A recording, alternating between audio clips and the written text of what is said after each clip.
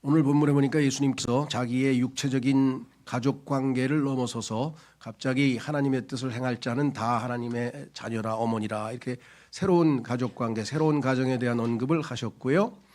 놀랍게도 13장 1절에 보면 같은 날 예수님께서 그날 예수님께서 그 집에서 나가셨으며, 굉장히 상징적인 말이죠. 그 집은 유대인으로서의 예수님의 가족 관계를 나타냅니다. 이제 더 이상 육체적인 관계에 있어서의 가족 관계는 끝이고 해변가에 앉으셨더라. 성경에 보면은 바다는 많은 민족들이라고 계시록에 기록되어 있습니다. 새로운 출발, 즉 영적인 관계로 가족 관계에 대한 언급을 우리에게 보여주셨죠. 니고데모에게도 물에서 한번 나고 너 엄마 뱃속에서 나온 거 말고 또 성령으로 다시 나야 된다.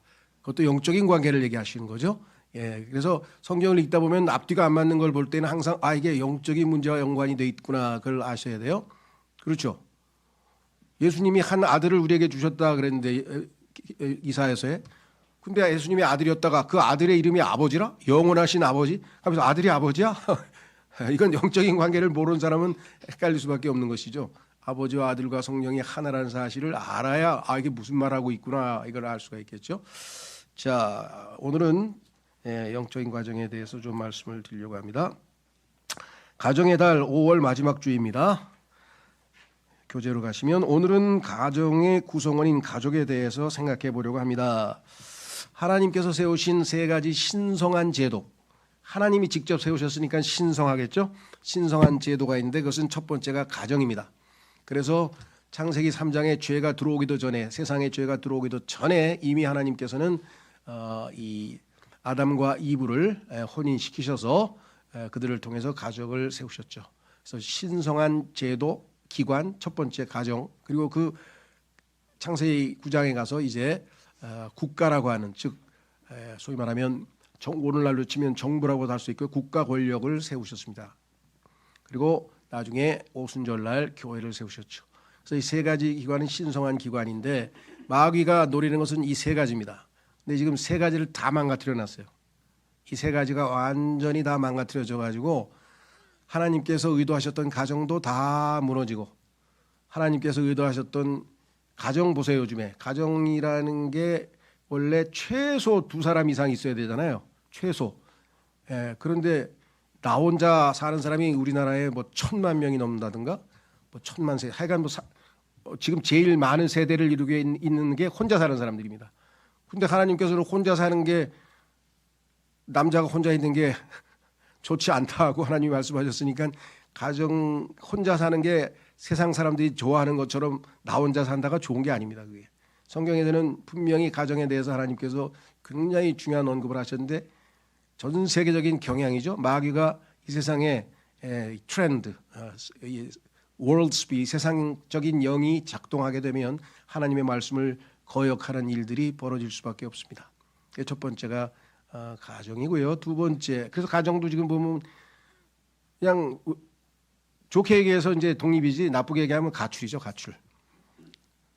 교회도 마찬가지예요. 하나님 세우신 신성한 교회도 다 망가져가지고 요즘에 보니까 교회 다니는 사람보다 교회는 다녔었는데 안 다니는 가난한 성도라고, 성도는 왜 성도인지 모르겠어요. 모여야 성도인데 하여간 가난한 성도라 그래서 안 나가, 교회 안 나가 사람들이 지금 뭐 엄청난 숫자로 늘어나. 정부는 국가 공권력을 우습게 합니다. 하나님께서 세우신 권위인데 국가 권위를 우습게 알아요. 어떻게 장관한테 반말을 쓰고 뭐 막 그렇게 합니까? 있을 수 없습니다. 경찰관한테도 우리는 존경하는 말투를 쓰셔야 돼요. 왜? 그 경찰관이 행사하는 권위 뒤에는 하나님의 권위가 뒤에 있는 거거든요. 그게 없으면 우리가 뭐 경찰관 그 사람이 뭔데 그 사람 시키는 대로 해요. 하나님의 권위가 뒤에 있기 때문에 우리는 하나님께서 세우신 그 권위를 존중하는 거예요. 때가 된 겁니다. 이게 지금 다 망가져서 우리가 그나마 그래도 그리스도인들만이라도 이 세 가지가 하나님의 뜻에 맞는 대로 되어지기를 기도도 하고 또 우리가 그렇게 실천도 합니다. 자, 그래서 오늘 이렇게 썼습니다. 우리 그리스도인에게는 부모님과 형제자매로 구성된 가정이 있는가 하면 육적인 가정이죠. 구원받아 하나님의 자녀가 됨으로써 구성이 된 하나님의 집안, 에베소서에 보면은 하나님의 집안이라 그랬어요. Household of God. 하나님의 집안 사람이 됐다. 이거 보통 중요한 게 아니죠. 어떤 사람은 뭐 삼성가로 시집을 갔다 해서 너는 삼성가의 집안 사람이 되었느니라. 뭐 현대가의 집안 사람, 그건 아무것도 아니에요. 가가지고 재벌 밑에서 그냥 주눅 들어 사느니 편안하게 사신 게 낫지. 자, 그래서 하나님의 집안에 오면 뭐예요? The liberty of Christ. 그리스도께서 주신 자유를 마음껏 누리라. 그리스도인의 자유의 대헌장 갈라디아서 탁 5장에 써 있잖아요. 그렇죠? 하나님도 우리에게 간섭하지 않아요. 자유를 주신 게 그리스도께서. 예? 그 중에서도 제일 놀라운 것은 혼인. 히브리서 13장 4절에 보면은 혼인은 모든 것 가운데 존귀야. 하나님께서 명예로 아주 영예를 부여하셔서 존귀하게 만드셔서 우리의 이 소위 말하면 부부의 관계에 대해서 하나님께서도 존중해 주시고 간섭하지 않으시는 그러한 어마어마하게 중요한 의미를 부여하셨죠. 자, 그래서 여기 보시면 하나님의 집안, 보통 일이 아닙니다. 나는 현대 가구, 삼성 가구 뭐 그거 말고 나는 하나님의 집안 사람이다. 즉 영적인 가정이 있습니다. 이 온 우주에는 하나님을 대적한 마귀가 아비로 있는 사악한 가정이 있는 반면, 자, 마귀가 아비 노릇을 하는 가정이 있어요. 한번 확인해 보겠습니다. 요한복음 8장 14절 47절 말씀 받들어 읽겠습니다. 너희는 너희의 아비인 마귀에게 속하였으니, 마귀에게 속한 자들은 다 마귀의 가정이죠. 너희가 너희 아비의 정욕들을 행하려고 하는도다. 마귀 스타일로 사는 거예요. 마귀의 가정이니까. 그는 시작부터 살인자였으며 진리 안에 거하지 아니하였고 그 안에 진리가 전혀 없기 때문이라. 그가 거짓말을 할 때면 그는 자기 자신에게서 나오는 거짓으로 말하느니라. 이는 그가 거짓말쟁이요 거짓의 아비이기 때문이라. 그런즉 너희는 나를 믿지 아니하는도다. 마귀의 가정에 속한 사람은 하나님을 안 믿, 예수님을 안 믿죠. 이는 내가 너희에게 진리를 알려주는 까닭이라. 너희 중에 누가 나에게 죄가 있다고 입증하겠느냐? 그리고 내가 진리를 말하는데도 어찌하여 너희는 나를 믿지 아니하느냐? 마귀의 가정에 속했으니까 안 믿죠. 하나님께 속한 자는, 하나님의 가정에 속한 자는, 하나님께 속한 자는 하나님의 말씀들을 듣느니라. 그러므로 너희는 그것들을 듣지 아니하니 너희가 하나님께 속하지 아니한 까닭이라 말씀하셨죠. 다시 주보로 오시면 사악한 가정, 하나님을 아버지로 모시고 예수 그리스도를 맏형으로, 우리의 형제라 그랬으니까 예수님께서 첫 번째 난자니까 우리가 그 밑에 쭉 우리말로 치면 동생들이죠. 예수님의 동생들, 형제들이죠. 그리스도를 맏형으로, 자, 확인해 보겠습니다. 예수님이 우리의 형제가 됐다고 성경에 써 있습니다.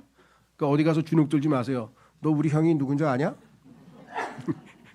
네, 뭐 아버지 자랑도 하지만 아버지께 영광 돌리려면 아버지 자랑을 하시고 예수님께 영광 돌리려면 예수님 자랑을 하시면 되는데, 히브리서 2장 11절 13절에 이는 성결하게 구별하시는 분도, 예수님, 성결하게 구분된 자들도 우리 모두 하나에서 아버지 하나에서 나오기 때문이냐.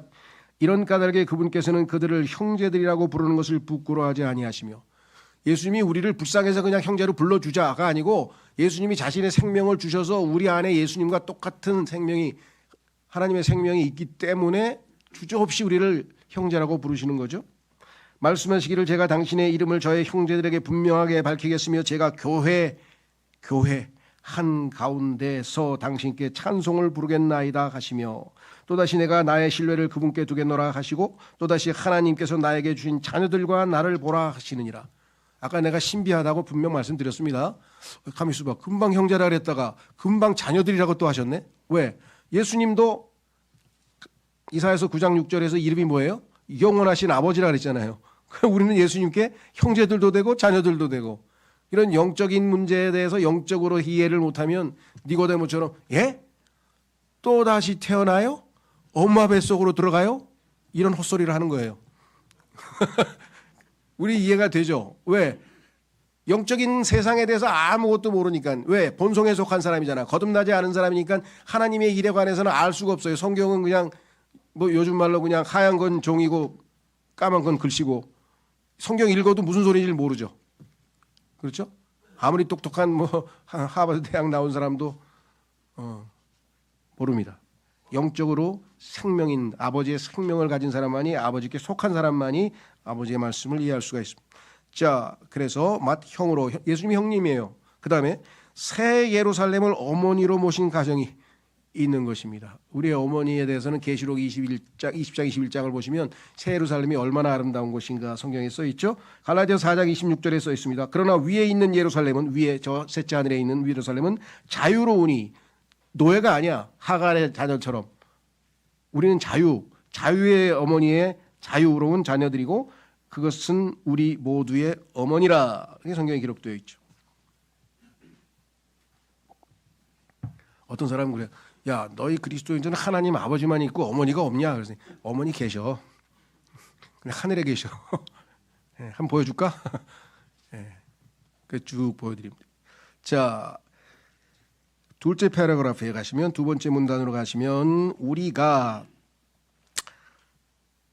육신의 가정에 속하게 된 것이 출생으로 인한 것인 것처럼. 여기서 안 태어나고 이 세상에 존재하는 사람이 있습니까? 출생을 했으니까 여기 앉아 있을 거 아니에요. 태어나지 않으면 이 땅에 인간이 될 수가 없죠. 그리고 육적인 가정의 일원이 될 수가 없죠. 그래서 그냥 그 태어나는 그 아이들이 지금 줄어들어 가지고 가정의 근본이 흔들리고 있는 거잖아요. 애기가 안 태어나니까, 지금 태어나야 지금 가정이 이루어지는데 안 태어나고 있죠. 예. 자, 그래서 마찬가지로 영적인 가정도 출생으로 이루어집니다. 가정이라는 것은 생명과 관련된 거기 때문에 생명은 출생이 이루어져야 돼요. 영적인 가정에 속할 수 있는 유일한 방법은 영적 출생일 뿐입니다. 영적 출생은 어떻게 이루어지는가 이렇게 써 있습니다. 영적 출생의 방법은 딱 하나입니다. 그것은 바로 믿음입니다. 자, 확인해 보겠습니다.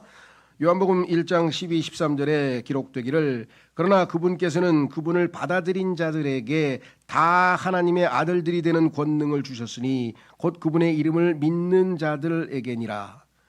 자, 받아들였어요. 예수님을 받아들였어요. 그래서 내 안에 들어오셨어요. 근데 그것을 다른 표현으로 하면 믿는 거라고 했어요. 믿는 것과 받아들이는 것이 같다고 여기 해석이 되어 있죠. 13절에 그들은 혈통으로 태어난 것이 아니요. 예, 우리 뭐 족보 쭉 따지면 1대, 2대, 3대 뭐 이렇게 해서 혈통에 따라서 태어난 게 아니고 육신의 뜻으로 태어난 것도 아니며, 내가 하나님의 자녀가 되고 싶다고 뜻을 세우고 의지를 세우고 열심히 노력하고 막 힘을 다해 노력하면 되나요? 안 됩니다. 사람의 뜻으로 태어난 것도 아니고 사람의 뜻으로는 하나님의 자녀가 될 수 없죠. 그럼 뭐예요? 오직 하나님께로부터 태어났느니라. 어머니 아버지에게로 태어나야 우리의 가정이 구성원이 되듯이 하나님께로 태어나야, 그 성경에서는 하나님께로 태어난다, 다시 태어났다, 새롭게 태어났다, 위로부터 태어났다, 그렇죠? 영적으로 태어났다. 뭐 이 영적 출생에 대해서 얼마나 많은 교리들이 있는지 모르겠어요. 그렇죠? 자, 그래서 우리는 다시 돌아옵니다. 주보로 다시 돌아오셔서 아담의 영적 출생, 요건 좀 우리가 좀 살펴봐야 되겠네요. 한번 요한복음 3장 한번 찾아보겠습니다. 요건 좀 중요하기 때문에 구체적으로 우리가 다시 출생한 것은 우리의 몸이 다시 태어난 건 아니죠. 우리의 몸은 그대로예요. 그렇죠? 다시 태어나기는커녕 지금 늙어가고 있어요. 아주 낡아져가고 있죠. 자, 반면에 요한복음 3장에 보면 예수님께서 이렇게 말씀하셨어요. 예수님께서 니코데모라고 하는 이스라엘의 최고의 석학인데요.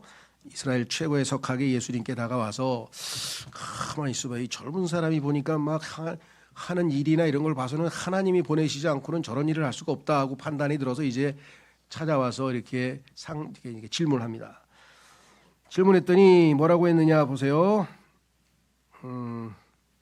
2절부터 보겠습니다. 니고데모가 밤에 예수님께 와서 그분께 말씀드리기를, 랍비여, 당신께서 하나님께로부터 오신 선생이심을 우리가 아나이다. 아는 이유가 뭐냐? 근거가, 이는 하나님께서 그와 함께하지 아니하시고서는 아무도 당신께서 행하시는 이런 기적들을 행할 수 없기 때문입니다. 하나님 아니고서야 당신이 지금 하고 있는 이런 기적들, 엄청난 기적들, 그렇죠? 물이 포도즙으로 바뀌고 막 이거 이런 일이 어떻게 일어납니까? 예수님께서 그에게 대답하여 말씀하시기를, 진실로 진실로 내가 너에게 말하노니 사람이 다시 태어나지 아니하면 그는 하나님의 왕국을 볼 수 없느니라 하셨더라. 그러니까 하나님의 왕국에서 벌어지는 일인데 네가 다시 태어나지 않아서 지금 뭘 모르고 있다. 니고데모가 그분께 말씀드리기를, 사람이 늙으면 어떻게 그가 태어날 수 있나? 벌써 이미 태어나서 늙어가고 있는데 어떻게 또 태어납니까? 여러분 생각은 어떠세요? 이런 면에서 니고데모가 굉장히 정직한 것 같아요. 그거를 막 이상하게 해석을 해가지고 뭐 막 말꼬리를 돌리는 게 아니라 정직하게 물어보는 거예요. 어떻게 태어납니까? 그가 자기 어머니의 태 속으로 두 번째 들어갔다가 태어날 수 있나이까 하니라. 우리가 생각할 때는 이스라엘 최고 석학의 말치고는 좀 어설픈 것 같지만 정직하잖아요. 모르니까. 예수님께서 이같이 대답하셨니 진실로 진실로 내가 너에게 말하니 사람이 물로 태어나고 너 엄마 뱃속에서 물속에서 있다가 태어났지. 창세기 1장 20절에서도 물에서 모든 physical life 모든 육체적인 생명은 물에서 나온다고 내가 성경에 써놨지. 그래서 이스라엘 백성들은 유다의 물들에서 태어난다고 했지. 네 어머니는 샘이라 그랬고 네 자녀들은 우물들이라고 말했지. 물에서 태어나는 것은 육적 출생이야. physical life. 물로 태어났잖아 너. 그거 가지고는 안 돼. 그럼 뭐예요?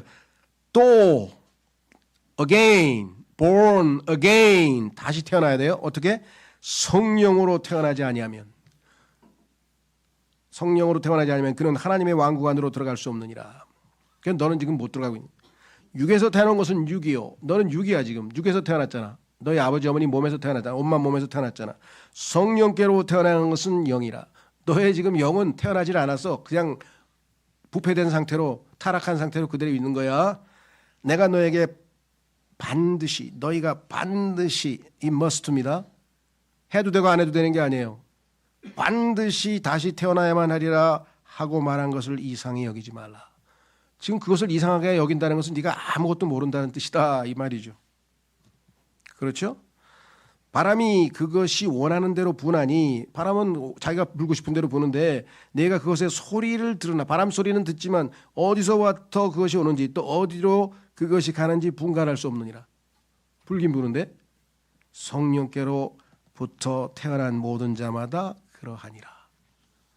알 수가 없어요. 저 사람이 뭔가가 달라졌는데 야 여러분도 그렇죠. 내가 예수님 믿고 나서 뭔가가 내가 왜 이렇게 됐지는 잘은 모르는 것 같지만 뭔가 변화되는 것을 느끼고는 있죠. 그렇죠? 내가 예전과는 다르다는 것을 느끼고는 있다 이 말씀이에요. 자, 그래서 우리는 출생. 근데 출생을 안 하고 하나님의 가정에 속해 있다고 착각하는 사람들이 너무 많아요. 출생은 안 했어. 여러분들 그런 게 있다 그러더래. 난 뭔지 잘 모르겠는데 상상 임신이라는 게 있다면서요. 그게 왜 상상? 난 잘 모르겠는데 그런 게 있다 그러는데 저는 그냥 쉽게 비유를 들자면 이 땅콩 이렇게 있잖아요. 땅콩 그 보름날 먹는 거 까기 전에 껍질 있는 거 뚝 따서 먹으려고 보니까 알맹이가 안 들어 있는 거 있죠. 깜짝 놀랐어요. 저는 뭐 어떻게 이런 일이 있지? 이렇게 딱 까가지고 안에 알맹이가 2개가 들어있어야 되는데 알맹이가 없는 게 있더라고요. 아예 통 비어 있는 거. 그런 거예요 지금. 껍데기는 그리스도인인데 교회도 가고 성경도 들고 가고 뭐 찬송도 부르고 뭐 헌금도 하고 다 하는데 속에 알맹이가 없어. 태어나질 않았어. 이런 사람들이 부지기수예요. 부지기수예요. 셀 수도 없이 많아요 지금. 그렇죠. 아예 대놓고 그런 게 뭔지를 모르는 사람. 그걸 이제 자유주의 신학이라고 하는데요. 뭐 예수님을 영접해서 구원받고 성령으로 영이 깨어나고 뭐 다시 태어나고 뭐 이런 거에 대해서는 일체 모르고 예수님께서 말씀하신 그 산상설교, 산상수훈 그 놀라운 것 열심히 본받아서 우리도 훌륭한 사람처럼 되자, 예수님처럼 되자 이렇게 따르는 사람들이 있어요. 예수님을 그저 4대 성인의 한 분으로 알고. 근데 그 사람들은 자기들도 크리스찬이라고 그런다.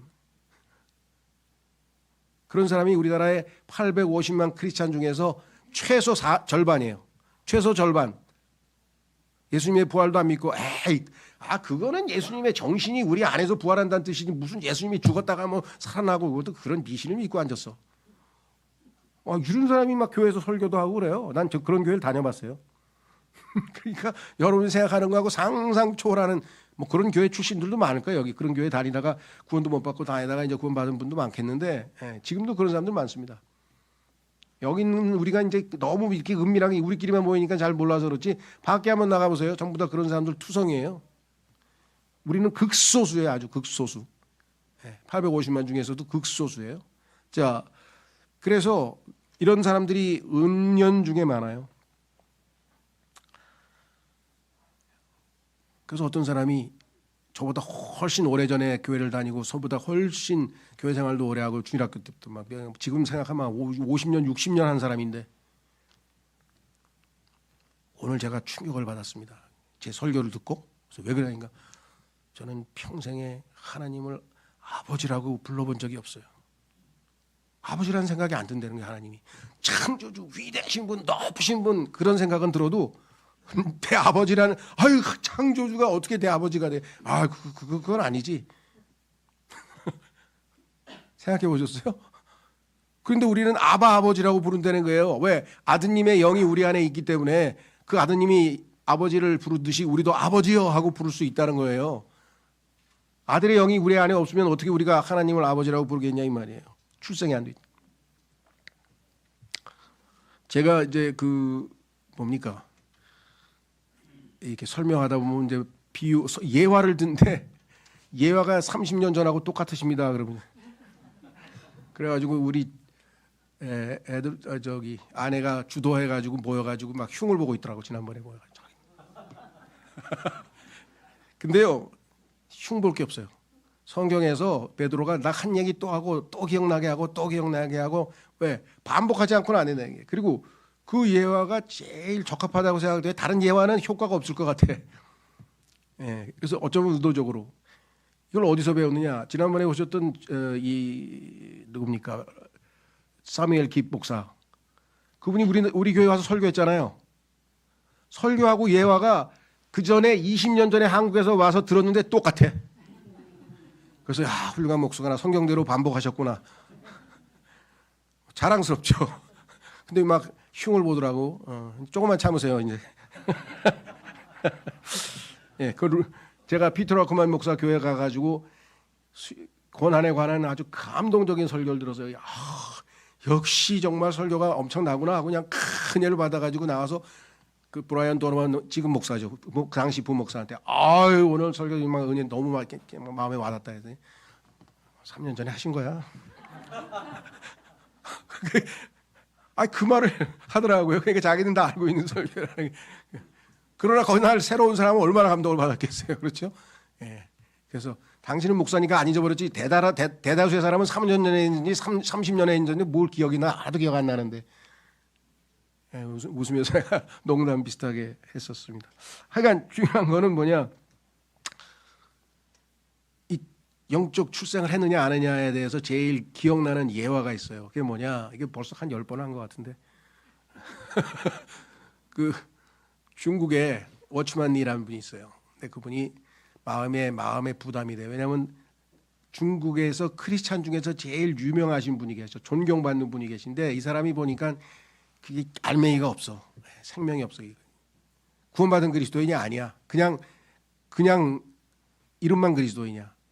그래서 이 사람이 정말 제대로 구원받아가지고 많은 사람들에게 선한 영향력을 끼치면 많은 사람들이 구원받을 것 같은데 이 사람은 어떻게 하나 하고 이제 고민하고 기도를 많이 했어요. 그래서 어느 날 초대를 받아서 갔어요. 왜냐하면 둘 다 그래도 유명한 크리스찬이니까. 집에 들어갔는데 또르르 개 한 마리가 발발이 한 마리가 또르르 오더니 막 이렇게 장난을 치면서 막 반갑다고 막 그래가지고 주 선생님 혹시 이 개 이름이 뭐예요? 했더니 뭐 잘 모르겠어요. 뭐 복동이래 복동이. 아이고 복동이 우리 집 복동이지. 아 그래요? 야 주복동 이리 와봐. 주복동 이리 와봐 그랬더니 그 사람이 갑자기 얼굴이 이보쇼. 네 선생, 네 토생이니까 네 선생 농담도 지나치시오. 얘가 복동이지 왜 주복동이야? 얘가 내 아들이요? 내가 주신데 어디다가 귀한 성을 갖다 붙여? 그러니까 그렇지 얘는 주 선생 아들이 아니지. 그러면서 뭐라 그랬어요? 생명이 없잖아. 주 선생의 생명이 전달이 안 됐잖아. 그러니까 생명이 없는 거죠. 하나님께서도 주 선생님을 아들이라고 부르실 수가 없어요. 아드님이 안에 계십니까 지금? 확신 있으세요? 멍해가지고 그렇죠? 네. 주 선생 하나님을 보고 아버지 나 좀 도와주세요. 아버지 하고 부르실 수 있어요? 창조주를 어떻게 내가 아버지라고 불러? 이 사람이 지금 뭐 교만해가지고 당신 그럼 당신 아버지야? 그러니까 내 아버지 맞습니다. 얘기가 이렇게 됐어요. 그 다음에는 잘 모르겠어요. 그것까지만 책에 써 있어가지고. 이해가 되세요? 우리 주변에도 숱하게 그 사람 너무 정직해. 난 60년, 그 당시에는 50년이지 10년 전인가 50년 교회 다녔는데 난 아직도 아버지라고 불러지질 않아요. 안 불러지지. 아들의 생명이 있어야지 부르죠. 자, 한번 확인해 보겠습니다. 여기 나와 있네요. 아까 우리 그 어디였어? 성경 구절이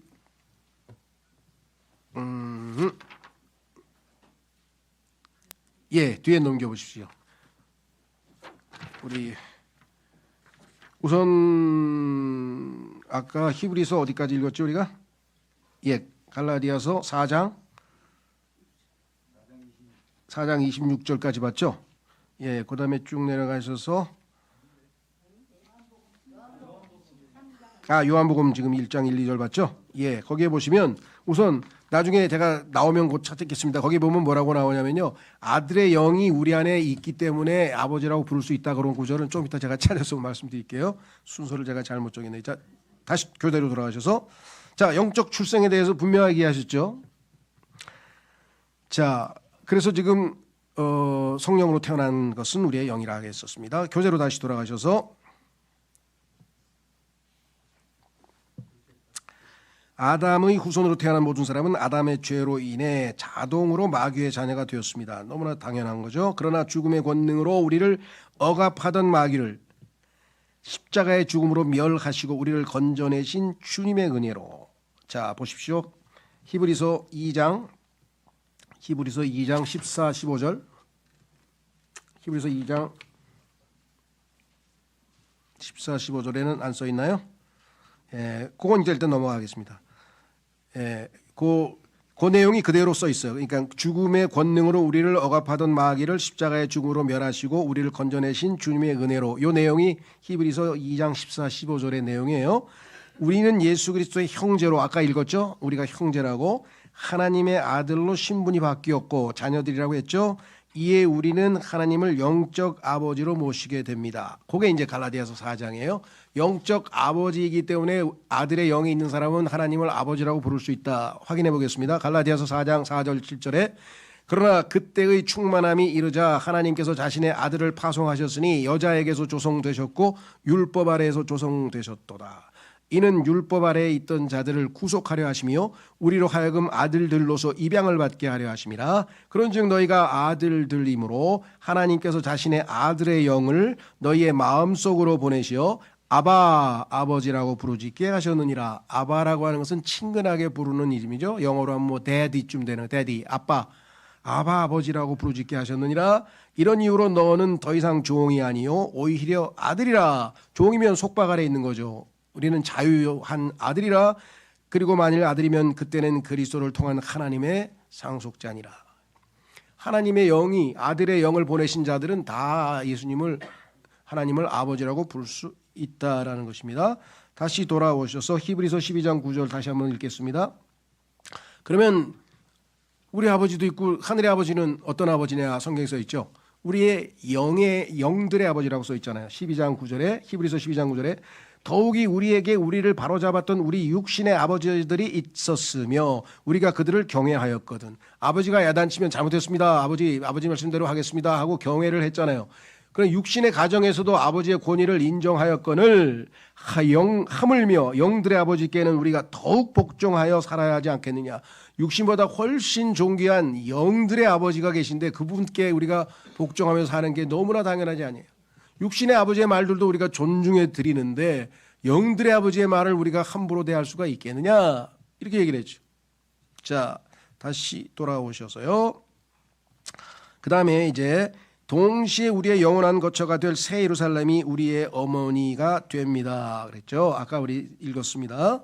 예, 우리의 어머니 갈라디아서 4장 어디 있었어요? 26절 아까 읽었죠. 자, 그다음에 셋째 패러그래프로 이제 내려갑니다. 사실 인류의 역사는 창조주 하나님께서 아들을 위해 신부를 선물로 주시기 위해 시작된 것입니다. 하나님께서 아들에게 신부를 마련해 주시기 위해서 인간들을 창조하셨고 그 하나님의 형상대로 대로 된 인간들이 예수 그리스도의 신부로 이제 준비가 될 텐데 과정에 문제가 발생했죠. 타락을 해가지고 죄인들이 됐어요.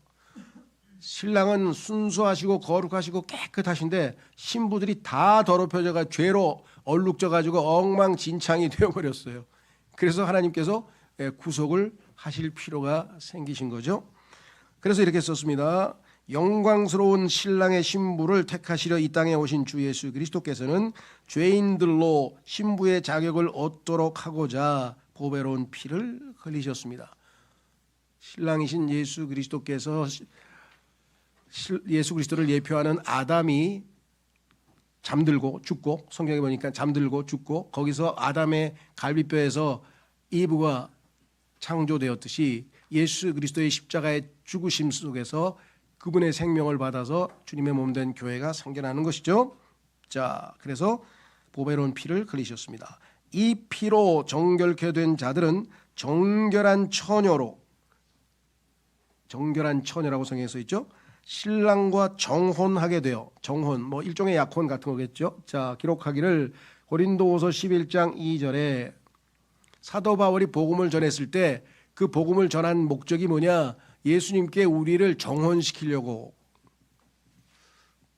정혼 정도가 되면 소개팅보다는 훨씬 센 건데, 그죠? 소개팅에서는 안 되는 것도 있잖아. 근데 이거는 정혼했기 때문에 이건 뭐 더 이상 바꿀 수 없는 관계가 된 거죠. 기록하기를 이제 내가 경건한 질투로 너희를 질투하기 때문이니 내가 너희를 한 순결한 처녀로서 여러 명인데 모든 그리스도인들이 한 처녀입니다. 한 순결한 처녀로서 그리스도께 제시하려고 내가 너희를 한 남편에게 정혼시켰기 때문이라. 그런데 어떻게 너희가 이상한 데 가가지고 뭐 우상을 섬기고 뭐 신랑을 나 옆에다 팽개치고 뭐 그런 잡신들을 섬기고 막 그런 세상을 사랑하고 그런 짓들을 하느냐 하면서 지금 아주 이런 것을 성경에서는 거룩한 질투라고 했어요. 사도 바울이 막 질투심이 나가지고 너희가 예수님을 사랑하지 않고 뭐 어떻게 세상을 사랑하고 뭐 그런 짓을 하냐고 지금 질책하는 장면이죠. 다시 돌아오셔서 보지 못하나 신랑을 사랑하며 우리는 안 보이잖아요. 지금 예수님은 이곳에 계시잖아요. 육신의 눈으로는 안 보이죠. 그러나 사랑을 할 수 있어요. 뭐라고 써있나 한번 확인해 보겠습니다. 베드로전서 1장 8절에 너희가 그분을 보지 못하였으나 사랑하는도다. 비록 지금 너희가 그분을 보지 않으나 안 보이니까 눈으로는 영적인 눈 아주 우리 육적인 눈으로는 그럼에도 믿으며 안 보이지만 믿죠. 너희는 말로 표현할 수 없는 즐거움과 충만한 영광으로 그분을 크게 기뻐하나니 예수님을 얼마나 우리가 찬송도 부르고 성경 읽으면서도 기뻐하고 기도하면서도 감사하다 그러고 그렇죠. 자, 그래서 우리는 예수님과의 특별한 관계를 갖게 되었다 이 말씀이죠. 뿐만 아니라 단순히 이 땅에서 그것을 지속하는 게 아니라 마지막 피날레가 그분께서 오신다는 거예요. 신부를 데리러 오시는 것, 신랑이 신부를 데리러 오시는 것. 근데 우리에게 이런 표현을 써서 좋을지 모르겠습니다. 요즘에 하도 그런 표현을 많이 쓰니까 공중에서 만나게 돼요.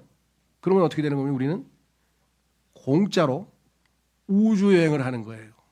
스페이스X를 안 타도 돼요. 우리는 그거 한번 타는데 뭐 10억인가 20억인가 낸다, 뭐 몇십억을 낸다는데 공짜로 올라가서 공중에서 신랑을 만나는 거예요. 예. 갑자기 우리가 직녀가 되는 거네. 겨우 직녀가 되는. 그렇죠. 그거 다 성경에 나와 있는 것을 예표로 전 세계 어디 나라에 가도 동화에 보면 그런 거 다 나와요. 왜? 성경에서 하나님께서 우리 인류의 운명을 기록하기를 뭐라고 썼느냐? 신랑을 기다리고 있는 신부의 모습. 디도서 2장 13절에 가보니까 이렇게 써 있네요. 우리의 지금 현재 처지는 기다리는 거예요. 그 복된 소망과 위대하신 하나님 곧 우리 구원자 예수 그리스도의 영광스러운 나타나심을 고대하게 간절히 기다리게 고대하게 가셨느니라. 다른 성경에는요. 구원자 예수 그리스도의 영광스러운 나타나심이 아니라 예수 그리스도의 영광에 나타나심. 예수님은 안 나타나고 영광만 나타나는데 이건 완전히 성경 변개죠. 그렇죠? 예수님의 영광스러운 나타나심을 예수님의 영광만 나타나면 어떻게 해? 구름만 나타나나 그럼? 그건 아니죠. 네, 그렇게 성경을 변개시키면 큰일 나는 거예요. 자, 그래서 이제 우리는 예수 그리스도의 영광스러운 나타남을 고대하게 하십니다.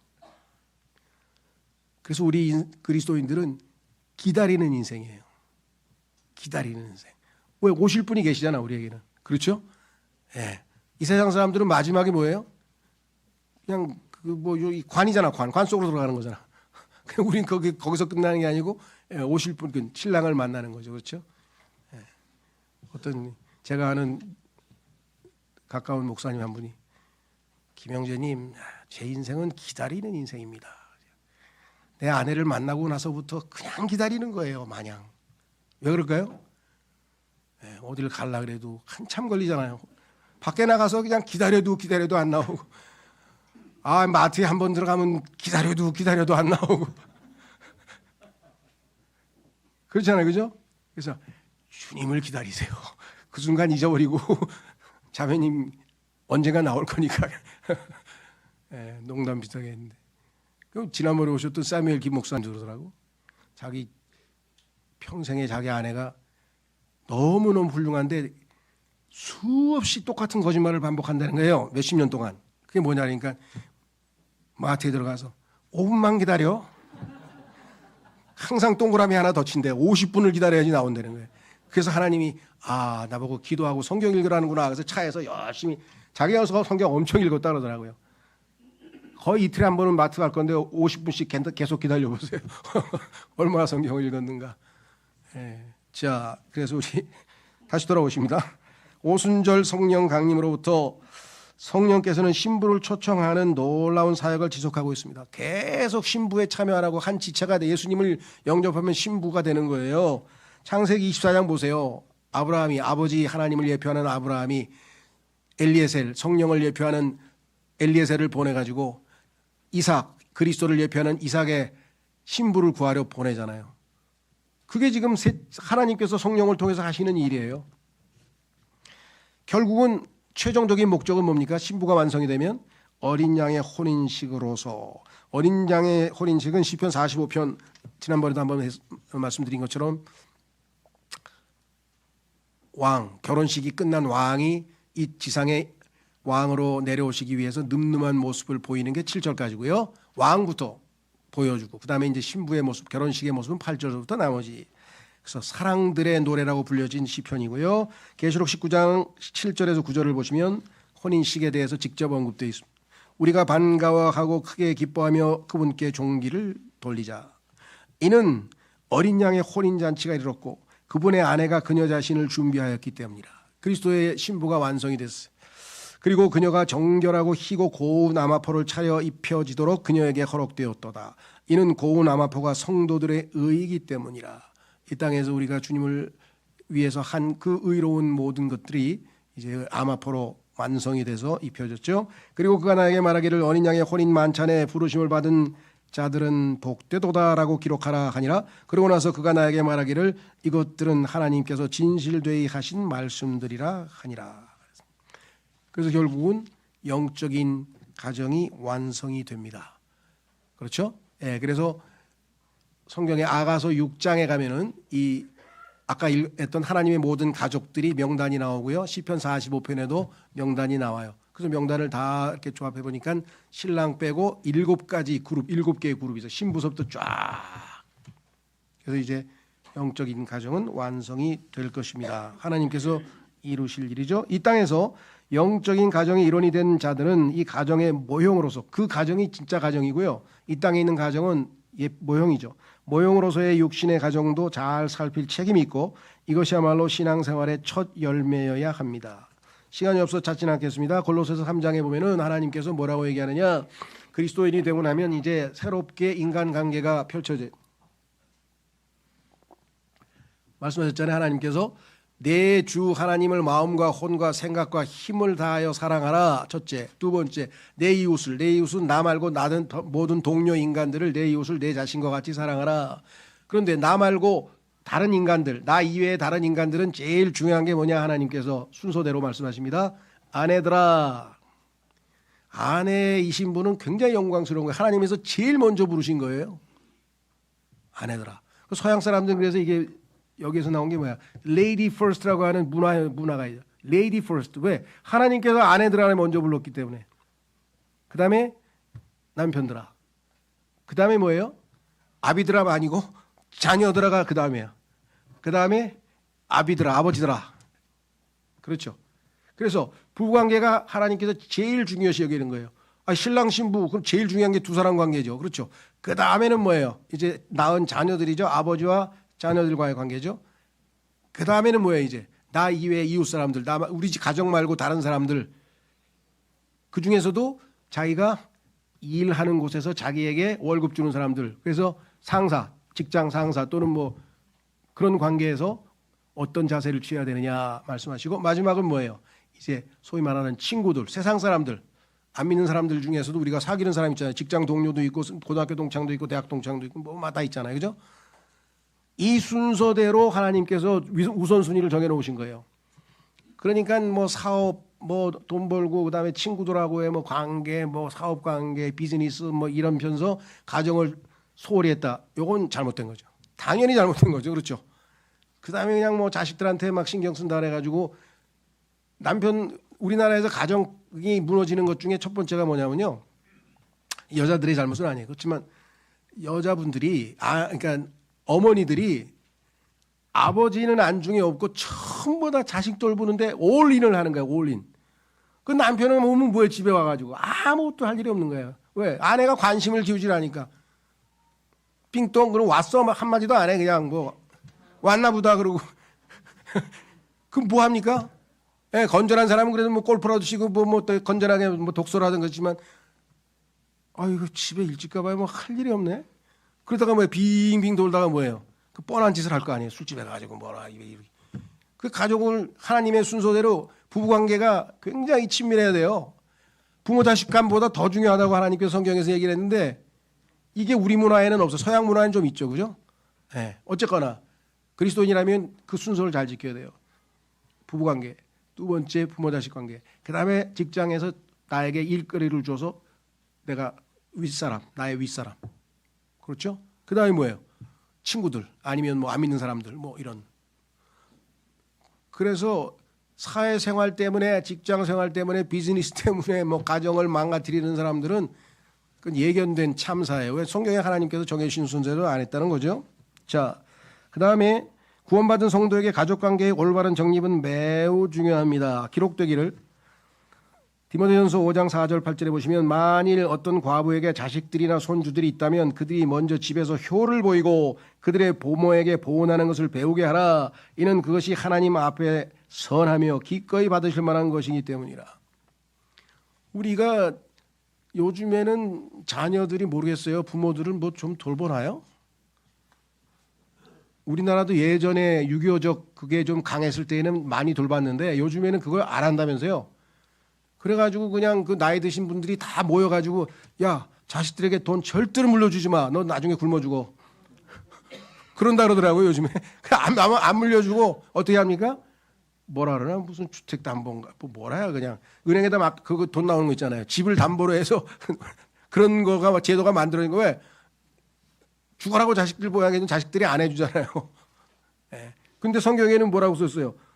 자식들이나 손주들이 있다면 먼저 집에서 효를 보이고 그들의 부모에게 보온하는 것을 배우게 하라. 이것이 하나님 앞에 선하며 기꺼이 받으실 만한 것이기 때문이라. 세상대로 사는 게 아니라 그리스도인은 하나님의 말씀대로 사는 거예요. 다만 만일 어떤 이가 자신의 친족 특히 자기 자신의 집에 속한 사람들을 부양하지 않는다면 그는 믿음을 부인한 것이요 불신자보다도 더 나쁘니라. 불신자보다 더 나쁘니라. 오늘 오후에 불신자보다 더 나쁜 사람 하나 소개해 드릴 텐데요. 아브라함이라고 있어요. 불신자한테 아주 그냥 조롱당하는 장면이 나와요. 오늘 보니까. 그리스도인들이 그런 모습을 우리도 삶에서 보일 때가 너무 많죠. 자, 그래서 마무리 짓겠습니다. 육신의 권력과의 관계를 소홀히 하고 영적인 하나님의 집안에만 관심을 보이는 것도 지나치면 안 되고요. 반면에 영적인 가정은 도외시하고 육신의 가정만 챙기는 것도 우리가 가야 할 길이 아닙니다. 균형이 잡혀야 돼요. 하나님의 왕국과 그의 의를 먼저 구하지만 그렇다고 해서 가족을 등한시하란 말이 아니죠. 우선순위와 균형을 갖추고 가정생활에 임하시기 바랍니다. 그렇죠. 그래서 우리는 영적인 가정과 육적인 가정에 있어서 하나님께서 원하시는 그러한 방식의 라이프 스타일을, 하나는 신앙생활 또는 교회생활, 하나는 가정생활, 이것이 우리의 그리스도인의 삶의 양축입니다. 양축. 그래서 가정의 달에 가정에 대해서 하나님께서 말씀하신 것 잘 깊이 생각하시고, 내가 가정을 소홀히 했다면은 다시 가정을, 또 영적인 가정에 대해서 소홀히 하고 우리 가정만, 육신의 가정만 챙겼다면 그것도 또 균형을 잡으셔야 되겠죠. 좋은 계기가 되시길 바랍니다. 시간 다 같이 오늘 주신 말씀에 우리가 순종하겠습니다. 기도하겠습니다.